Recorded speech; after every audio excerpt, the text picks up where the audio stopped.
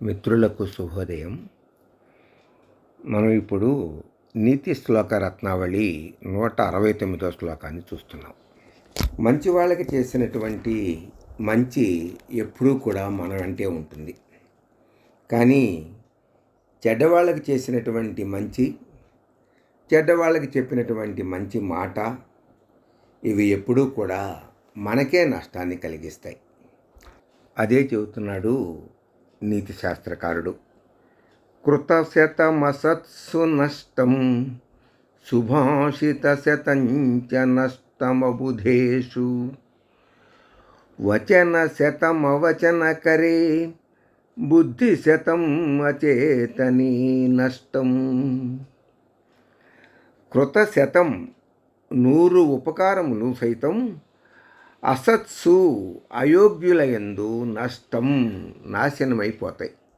100 ప్రయోజనాలు కలిగించినా కూడా అయోగ్యుడికి ఆ ప్రయోజనాలు ఏవి కూడా లాభాన్ని కలిగించవు. సుభాషిత శతంచ 100 నీతులు కూడా అబుధేషు అంటే బుద్ధులు లేనివారు, అల్పులైన వారి యందు నష్టమైపోతాయి. 100 సుభాషితాలు ఒక శతకాన్ని అప్పగించినా కూడా వాడికి అది ఏమీ కూడా లాభాన్ని కలిగించదు.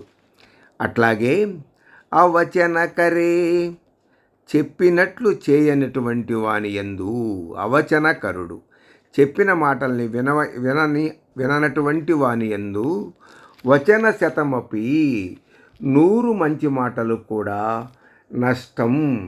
నష్టమైపోతాయి. బుద్ధి శతం 100 బుద్ధులు కూడా అచేతనే జడుని యందు అంటే చెప్పినటువంటి దాన్ని దేన్ని కూడా తీసుకోకుండా రాయిలాగా కూర్చునేటటువంటి వాడి యందు మనము చెప్పినటువంటి శుద్ధులు 100 కూడా నష్టాన్నే కలిగిస్తాయి. అయోగ్యులకి ఎన్ని ఉపకారాలు చేసినా వ్యర్థం. అలాగే అల్పులకి ఎన్ని నీతులు చెప్పినా ఉపయోగపడవు. చెప్పినట్లు చేయనటువంటి వాడికి ఎన్ని మాటలు చెప్పినా వృధా. జడునికి ఎన్ని బుద్ధులు చెప్పినా కూడా లాభం కలగదు అంటున్నాడు నీతి శాస్త్రకారుడు. స్వస్తి.